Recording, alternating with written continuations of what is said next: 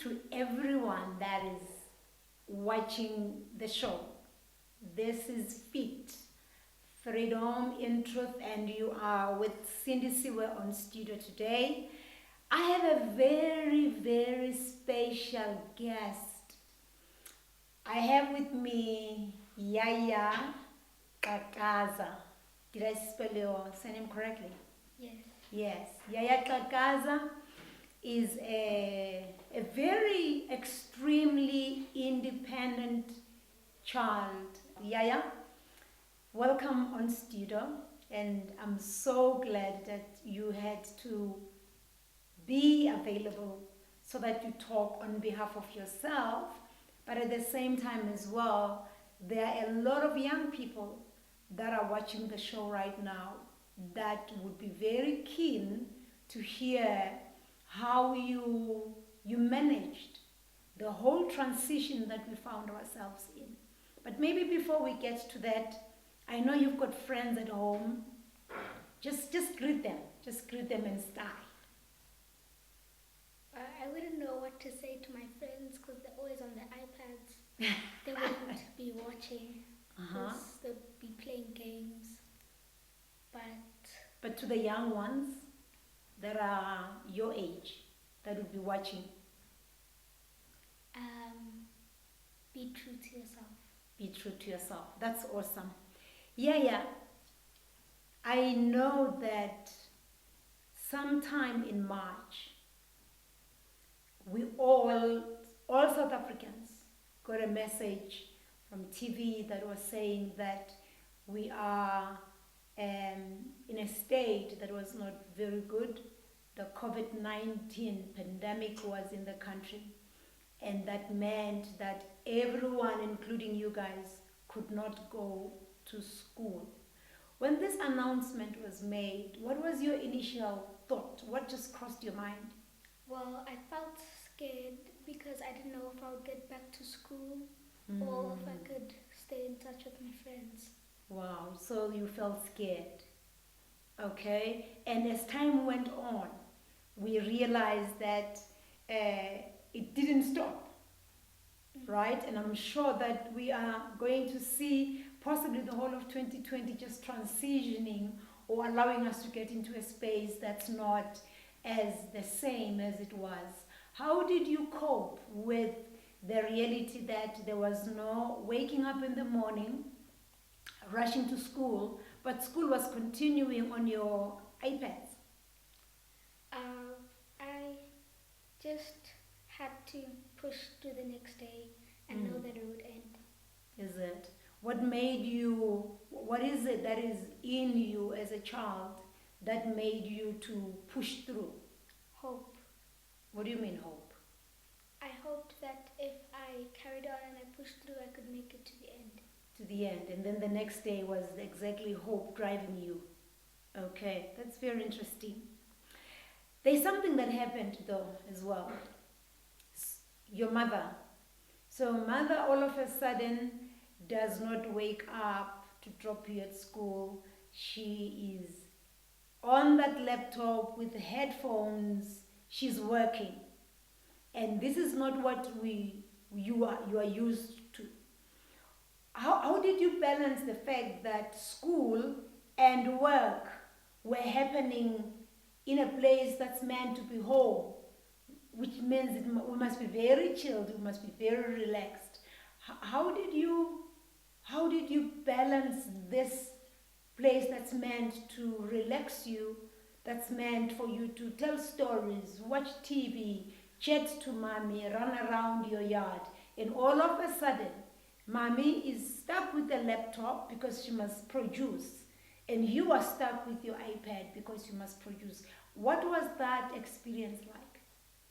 I had to stay in certain rooms when I was doing school because I didn't want to remember school when I was in other rooms, like in the lounge or in the TV room or in the kitchen. So I would sit in the study to do school, and I would sit in other places to do other things. And I thought hopefully I'll forget about school after that. Is it? Okay, why hopefully forget about school? So that I can relax at home. Oh, I hear you. So you chose a particular room so that that room represents school. And when we are out of that room, then we are at home. Wow, that's very interesting. And how did you do you think your mother coped as you saw her on the Zooms constantly and headphones and cell phones trying to do work? She was always in her room when she was working and on meetings, so I couldn't see her. Okay. So I didn't know how she was feeling, but I think she was feeling fine, comfortably in her own bed. Okay. Okay, and you, I know that you've got an older sister. In terms of fear of COVID, do you think you ever saw any sense that she was scared about what was happening? No. I don't think she was scared. Is it? What makes you think she wasn't? She would always forget her mask when she was going out. She wouldn't sanitize a lot. Okay. And she just enjoyed staying at home. Okay. That's very interesting. Now school has really just changed there. You guys are no more waking up at 5 to bath. You are now waking up at just a few minutes before class starts on your iPad. Isn't this comfortable? Well, Mom wakes up and prays, so I wake up at the same time Mom prays. Okay. So it's not really comfortable. I'm just like bathing and then it's the same thing except it's at home. Is it? Okay. That's very interesting. But still, Yaya, you are now no longer having to wake up, do your lunchbox, run to school. That time has been cut. The traveling, the taxi, whether it's a taxi or mommy that takes you and drops you at school, that is no longer happening. School is right on your phone. The school that is on your phone versus the schooling environment where we are with your friends, what is working for you? I think the schooling at home is working a little bit better for me. But you also miss the friends. Yeah, I miss my friends. But I call them, but sometimes it's nice to like be in person. Yeah. If you were to tell now, yes, here's another question. You are in a private school, which means you are privileged. You know that, right? Then you've got children that are not at private school, whom we know that as we are speaking, school is closed until further notice, I think until end of the month. What would you say to encourage them regarding their studies for this year versus you that have continued with school while they could not continue with school? How would you encourage them? I would just tell them that they can carry on doing their work. They don't need the teachers to be there or tell them what to do. Okay. And then when they get back to school, they'll be ready. Okay. Wow, that's very interesting. Did you hear that? Here is Yaya. She is saying, even though we are at home for now, utilize that time fruitfully by engaging with your books. Don't file them. Have them on your desk, study them so that by the time you go back to school, you are ready. I think that's very wise, Yaya. I'd like to take this opportunity to thank Yaya, but before she is out of the studio, what is the one word? What is the one word, few words, if you have few, that you can tell the young kids in South Africa that never saw COVID-19 coming, that has changed their world, and this world is going to continue? What word of encouragement would you give them? Trust in God. Trust in God. Wow. Do you trust in God? Obviously you do. Yeah. Young people, young as she is, she trusts in God, which means she's already walking in freedom, which means she's already walking in the truth. And where there is truth, there is liberty.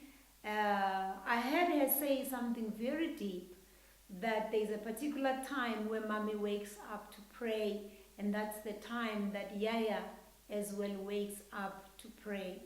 I wish young people at her age could hear this, because that's very deep. It's very inspiring. Possibly even adults, they continue with yesterday as if it was today, without having gone through the journey of, presenting their day before God. I'd like to take this opportunity to thank my guest here. I hope you were challenged, because some of the things that Yaya spoke are bigger than a 10-year-old.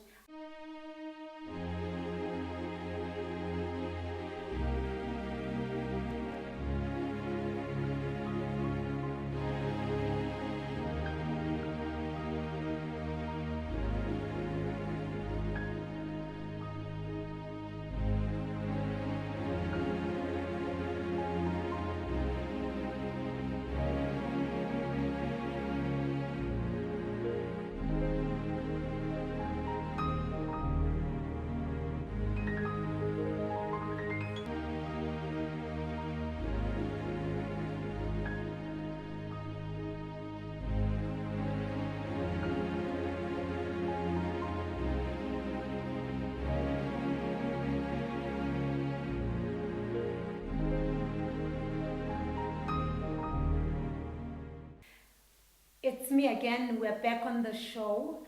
Earlier on, I had a very interesting guest by the name of Yaya.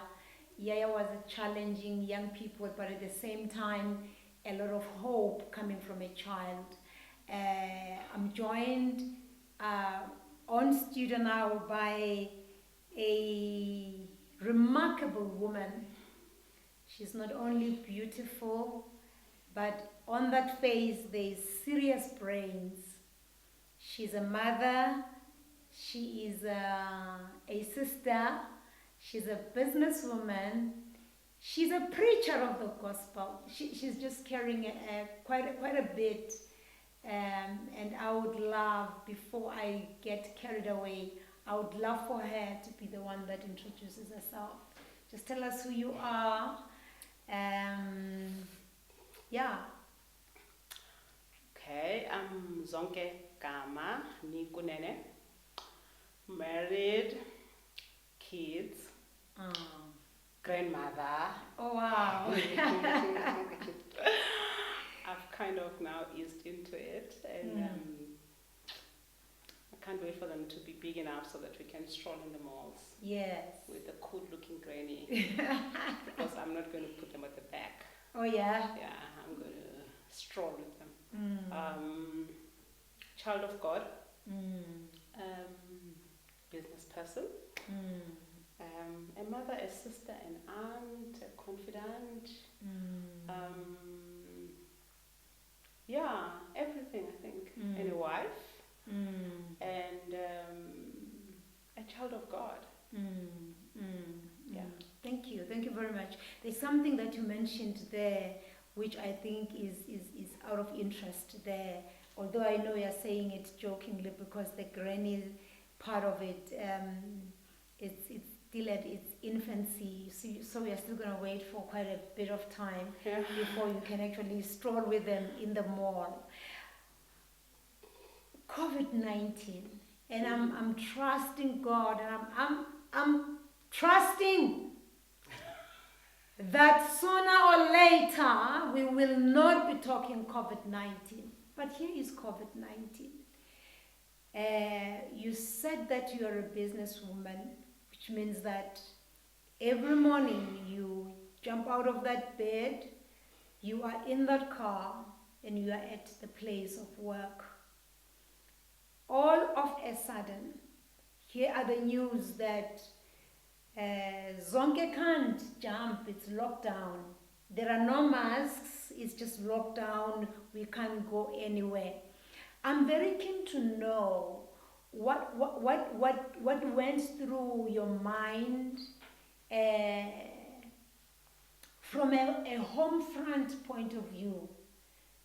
Everyone here can't now be mobile as they used to be, because we are told at home.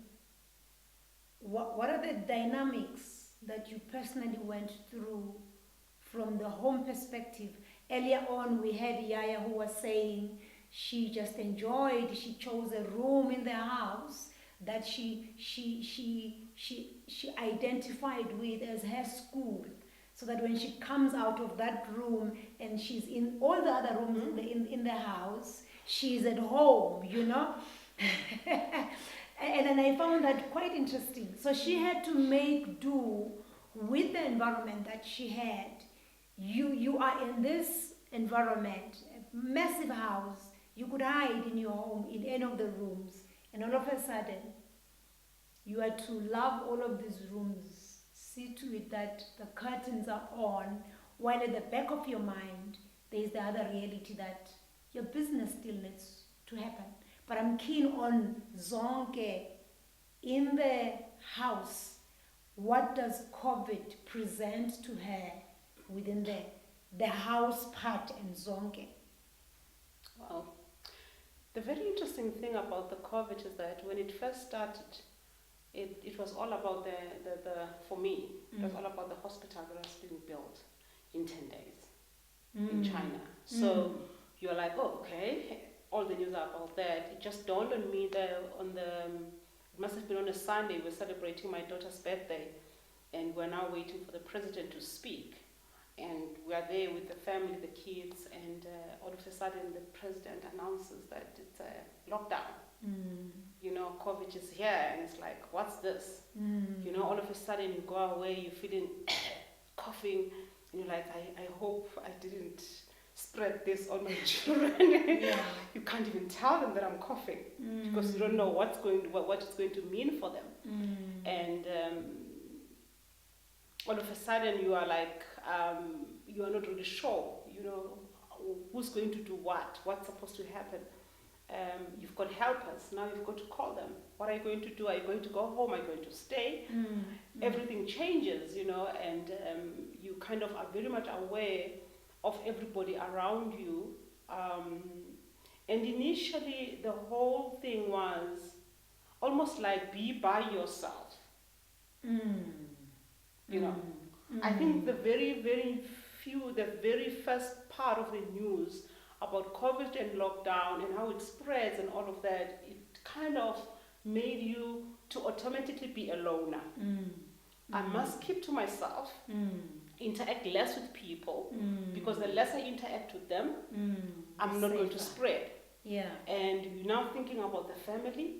I can't get sick and then spread it to my husband and then spread it to my kids. It was kind of a bit of a serious shock, honestly.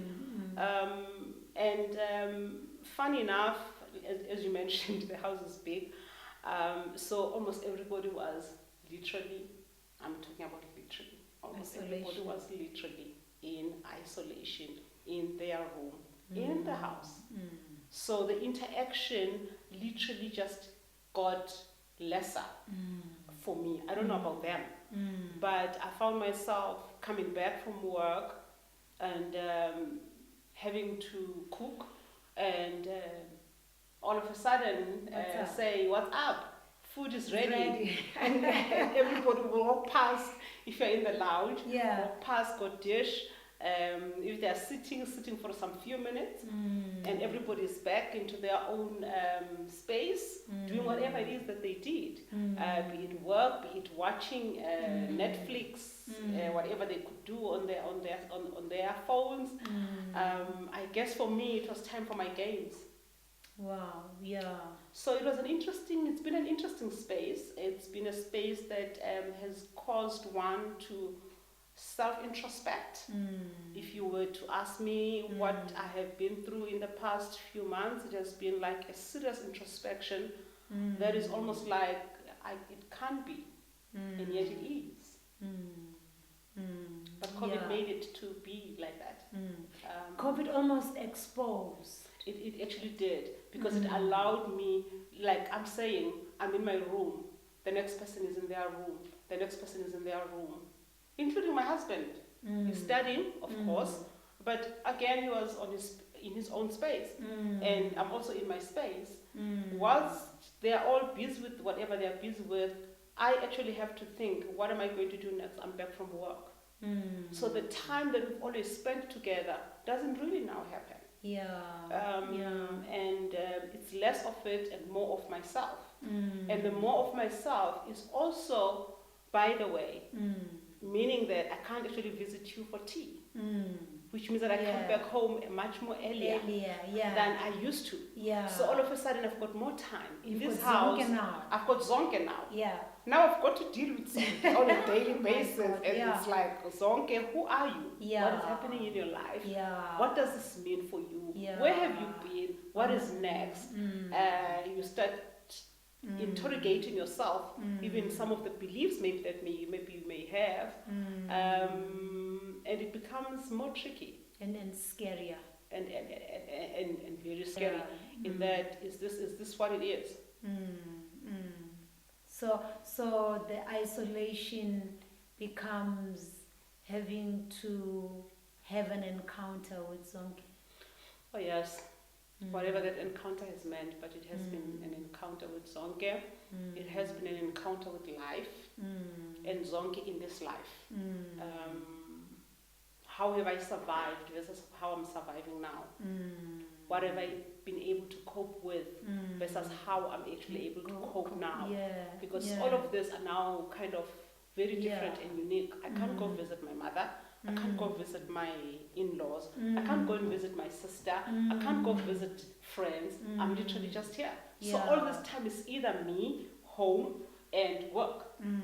And when it's home, that's the time for me.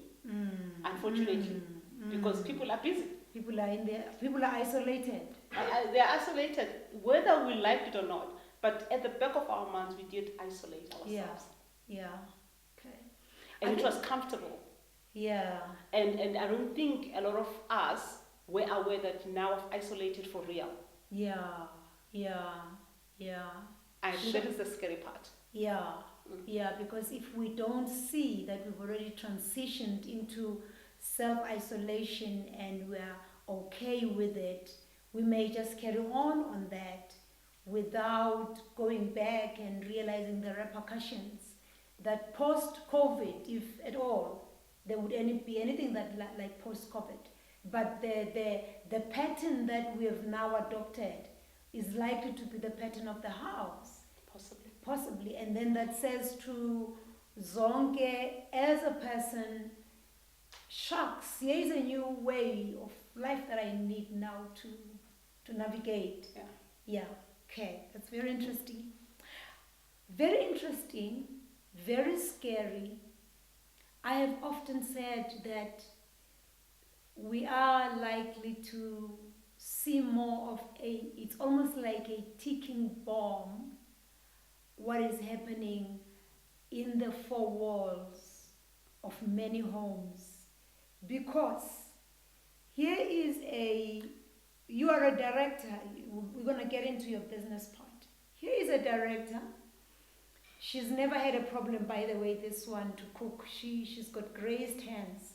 But I don't think that in the morning she would be wanting to do anybody breakfast. The husband, director, also he wakes up, he's got to go, But without using you necessarily as an example, I have tried to understand how much the so-called enabled environment by corporations, how much it has really helped in the home front. Work-wise, brilliant.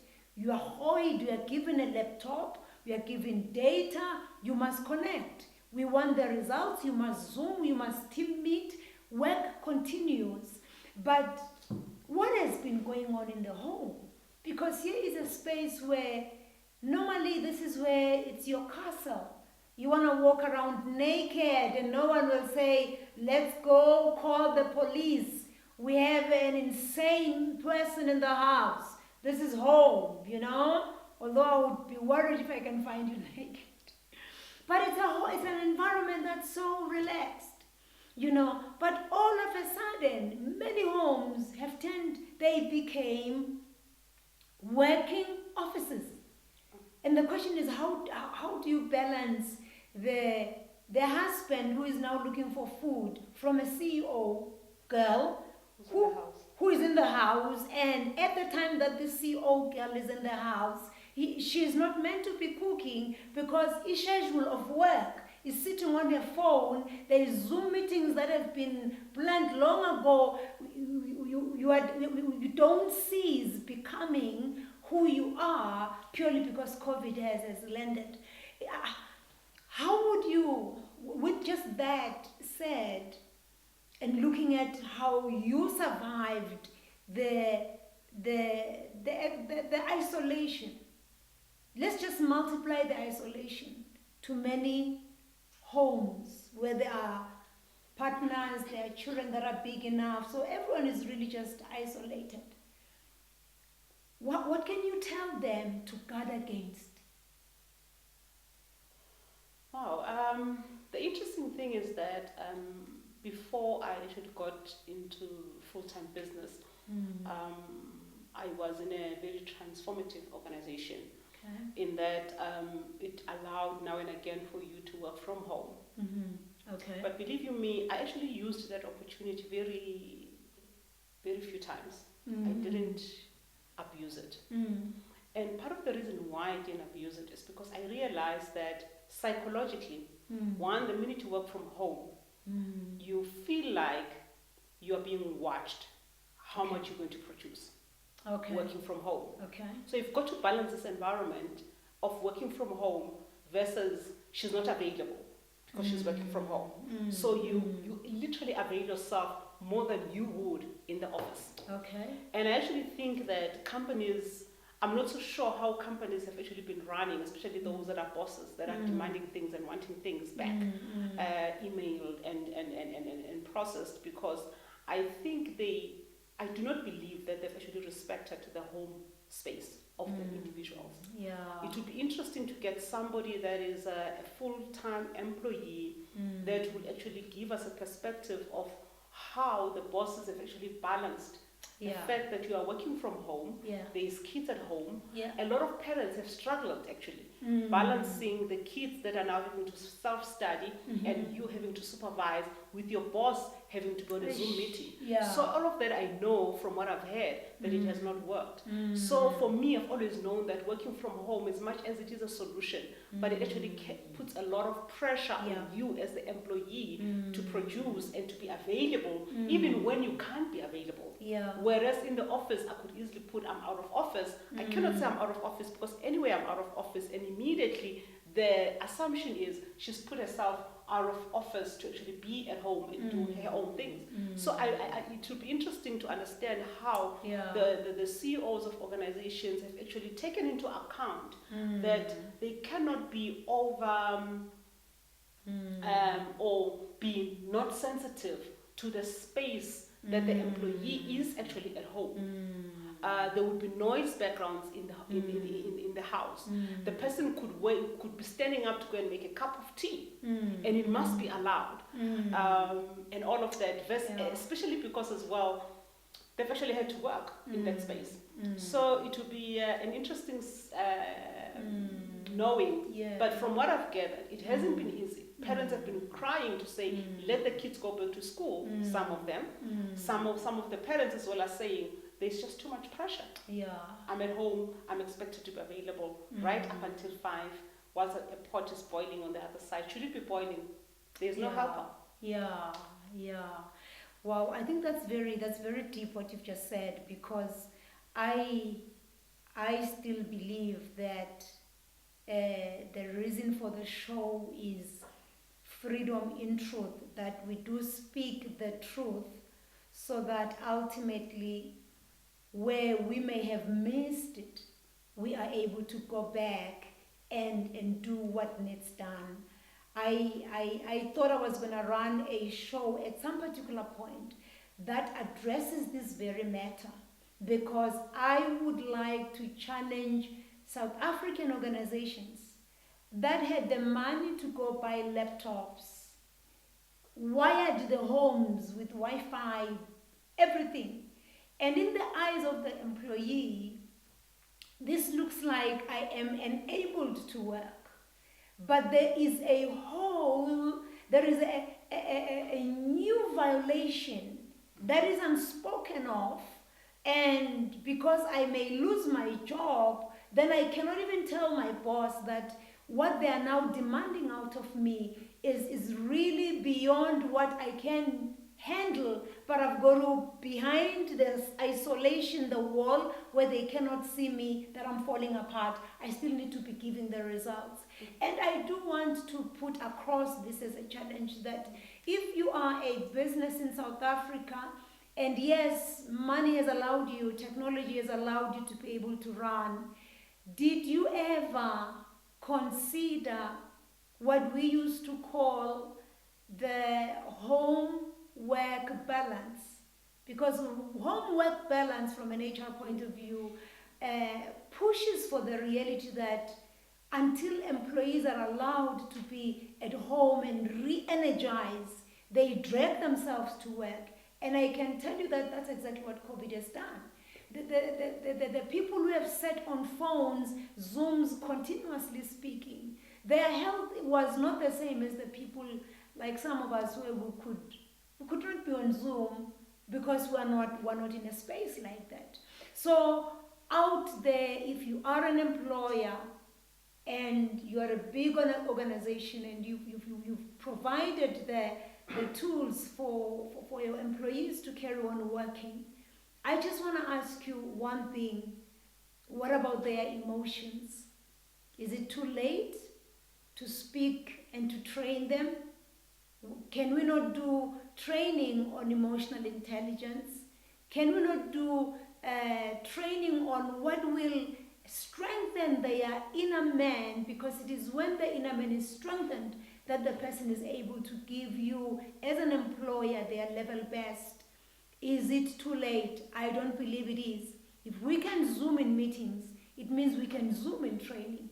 If we can do less than 50 people, as per the government allowed number of people to congregate or to gather, we still can do that. And just make sure that the emotional part, the crying part, the fear, the anxiety that employees have gone through, that we are almost like giving them tissues and comforting them to say it will be well again. I do want to say it can be done. If you could spend money buying laptops, you can spend money having a person who's trained in the issues of emotional and spiritual intelligence, on anxiety management, on anger management. Because some men are angry. It is one thing to have money as a man, it is another not to have, simply because your job is now at stake, or some of you have already been retrenched. You know, when people were retrenched over the phone, imagine what that meant. So all I'm saying is, South African CEOs, managing directors, we still can do something. We still can bring that tissue. And I believe that bringing that tissue to your employees, even if you've retrenched them, have you given them the skills on how to survive? Or was it just a severance package, 3 months, 6 months, knowing very well that this person is not going to get a job in the next 6 months because there are no jobs anywhere? You know, so I am just putting this across, that what sustained the black man, what sustained us, has been the spirit of Ubuntu. Ubuntu says, think beyond yourself, you know, think for the other person. If employees are your greatest assets, as you assert all the time, this is no better time to show that love, to bring that tissue, and to say to them, while you delivered, we may not have seen you physically, but very soon the health industry, the discoveries, whatever they are, where these employees have got medical aids, it's going to begin to show. Because the frequency of going to the pharmacist is an indication, doctors, is an indication that, yes, your tools enable them to deliver at home, but emotionally you were not there. And emotionally they have gone through a rough time. It's not too late to do a good thing. I just wanted to make that. Let me come back to Zonke. Here is this other reality. You are now, your business falls into the category of essential services. Yeah. So literally next day, You were expected to manufacture some mask and be at work. It's no longer now yourself. It is you. It is the employees that are here, and it is the traffic, the people that still come here. All of these variables have a huge potential of bringing the very thing that we have been told, stay home, because the more you are everywhere, the more we are likely to spread it. How did you manage leadership versus being human versus being a mother, a woman that feels for people? So it's not only just you now. It's you, a human being, but you're a leader. Now it's you, and then these people that must be healthy, that come from backgrounds you don't know. So anyone here is a potential carrier of this virus. How did you manage that? You know, I think level 5? Level 5, the lockdown, that was like essential services only. And so basically I have never, ever since COVID started, I've never not worked. I bless God for that. You know, He predestines our lives in a way that wouldn't know until we actually hit that. So that's blessing number 1. Blessing number 2 is that for a very, very long time, I must be honest with you, being spiritually grounded and believing that these too shall pass, whenever it's going to pass, but these too shall pass. The Lord, I must be honest with you, allowed me to just walk in the faith that we are all well. Wow. Literally. I woke up every morning, I showed up more in the office than I've ever done. On every single day, probably except for weekends, I showed up at work. Part of the showing up was, 1, the fact that I've got to work. And also the fact that I've got to see what is actually happening. How are people affected? How are the employees affected? The more they don't see me, what am I saying to them? I'm saying you be exposed and make money for us, but I cannot be exposed. So I actually had to be present. That was 1. 2, I also had to make a lot of decisions on the go. Because all of a sudden business is not going as usual, where it has always been the norm. In other areas, business has kind of outgrown you. All of a sudden, people are just buying things that you never thought they would actually be buying in a convenience store, versus what is happening outside. Now, all of a sudden, you are having to actually make decisions and saying, we are not selling as much fuel as we used to. Now it's time to say, who can go home? Let me rather pay them, leave pay. Let them rather be at home and have money than be here and not have a job. So in one part of the business where we actually had a fast food, that whole area was actually shut down. And now you're actually having to say to yourself, at least if I can pay the people for 3 days, let me send them on leave for 3 days. It's better than them not having anything. And that is not to say that you actually have the money. I think for me that is the saddest part that we found ourselves in, where we actually said, you know what, I think I can allow you, I can subtract 3 days leave from your leave and pay you so that at least you have food. And people, the employees, mistaking that to mean that you actually have money, and yet you actually don't have money. You're actually just thinking, how best can they survive? And allowing them the shifts, which some of them have still not realized that coming to work is not a right. Because all of a sudden everything just changed. Your 45 hours that has always been your right is no more a 45 hours anymore. But the employee is thinking of the 45 hours. So my leadership and being caring and knowing that I've got people here that I've got to be caring for, that I've got to be thinking about, and at the same time knowing that they actually are not even thinking about you. Has been quite a shift and a balance. From a customer perspective, You've just always known that you are exposed. Customers come in, you test what you are able to test. Some of the demands from the government have been very interesting. Test temperatures. Where's the thermometers to test the temperatures? Yeah, you must see to finish. And also, the customers on the other side, not every customer has actually believed that COVID exists, is real. And some customers have actually undermined the rules. They come in and they actually demand, I'm not going to wear this mask. This is not law. This is not allowed in the country. And I don't want to say which class of our customers that is. But we've actually had those people like those, that will just come and they're angry. Angry at who? Honestly, who are we angry at? Maybe there is a level of government, but to what degree? Versus what has just hit everybody, even the government themselves. I do not think they ever planned for this. Yeah. It is one of those that just hit the whole world unknowingly. So basically, I've been in the forefront. My trust has been on God.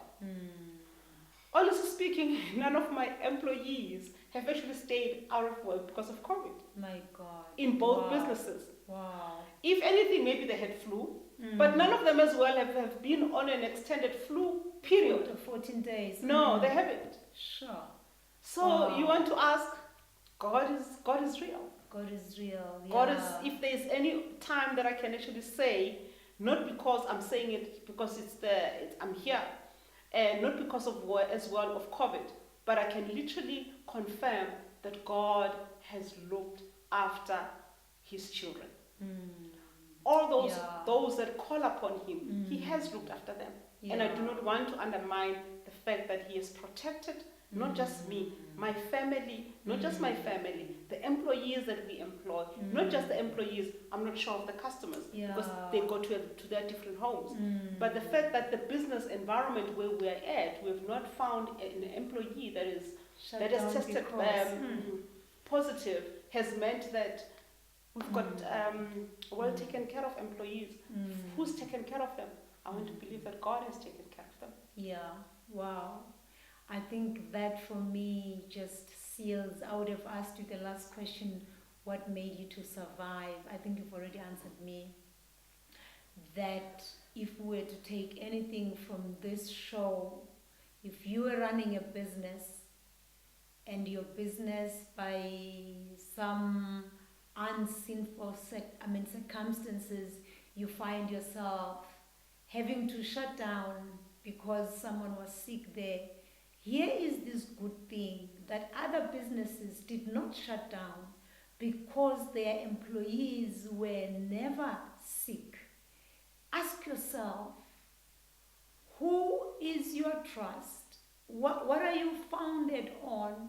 What are you grounded on? Because for me, I think this is what I'm hearing the most out of what you have said. And that is, they that trust have been taken care of. Yeah. And I can attest to that. I could have preventatively bought, you know, when this thing came, someone says, get some Vicks, get ginger, get weed, get whatever, and steam. And I'm thinking, should I steam? Then I would ask people, must I use lemon in the steaming? What must I mix with what to drink? And the more I mix these concoctions, even though my chest and my voice would be clear, the more I drink those things, the more I'm not well. And I'm thinking, flip, what is going on here? But I'm amongst those who can attest to saying I was taken care of. And I think South Africans, people of Africa, there is someone higher, and his name is God, the creator of the heavens and the earth. We are living testimonies. Here is a business that employs how many people? The one business about 35, the other business about 45. So you're looking at 45 people, 75, 35 people. 80.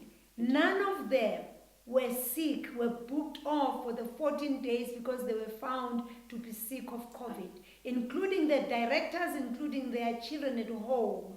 What made them to survive when they were on the forefront, in the forefront of the pandemic. Daily, they interacted with people. People that did not want to adhere to the rules of the land. They refused those masks and they refused those sanitizers. And the sanitizers really made my hands very dry. Even now. But yeah, we had to carry Vaseline. You know, Vaseline Blue Seal. It only works. It's been the best. Yeah, it's been the best. Somebody greater than you is in charge of you. Run to that person because he is real. And Mom Gama, Mom Zonke, who has been in the forefront, while I know you've said this, I want you just to give an encouraging word. I wanted to, as you were speaking, that you needed to now think for the employees. And you needed to now consider that if you drop the hours, at least they can still eat. And I'm thinking, isn't it the petroleum industry? Don't they know you service stations? Because if they do, aren't there little funds that they could have said, service station number 1, they have collected millions out of your accounts. They have collected millions. How much of these millions, just in jail, how many staff members do you have? We, as the petroleum industry that have been sucking out of you, laboring you, making money for us, this is what we will give in the next month, and you will see how you can divide that. Anything like that? I must be honest, I think they did. And I must disclose as well that we are associated with ENGEN Petroleum. Okay. And they did. They sent some masks branded ENGEN. It may have arrived late, but it did arrive. It helped. The masks. Masks. And then they brought sanitizers. Oh, wow. They gave us like 5 liters and all of that, so you needed to go collect it for yourself because they couldn't deliver it for you. I guess it was the time that a lot of other organizations were not organizations, but companies were not necessarily essential. So it came in handy. And I think as well, the one thing that ENGEN did, which was quite a huge relief, I'm not so sure though how much people are going to understand, but when you get a drop of fuel, they will take their money the very following day. So they came and said, we're going to give you a relief, we're going to give you 14 days to pay. So they allowed you some time to actually sell the fuel before you can actually pay them. That has come in very, very handy. Wow. But nothing directly to the employees. From the employee perspective and us, they took care of us, if I may put it that way. Dealers. The dealers, and we had to take care of what we felt needed to be taken care of, which was the employees. So from a cash flow perspective, it allowed us, for instance, to actually do that thing that I spoke about, of saying, let me give you 3 days leave and I'll pay you whilst you're at home because you don't have any work to do. I don't have hours for you to come in and work for nothing because there's no customers. So that actually came in very, very handy. So give it up to ENGEN, I can say. Wow. That's great. They were very supportive. There's something that I'm learning out of this conversation, that value what has been given unto you. Not everyone is a thug out there, you know, until obviously they thug you. But I guess from what Zonke is saying is they are employers of integrity, you know. But I'd like to close this session by saying thank you very much for listening. I hope you got yourself some nuggets as Mom Zonke was speaking. And I'm sure you can see that we look alike. What a beauty, what grace. What do you call this? It's called GRACE, grace. I hope you have grace as well. And do not abuse the grace of God upon your life. Stay blessed. Freedom in truth. We shall see you next time.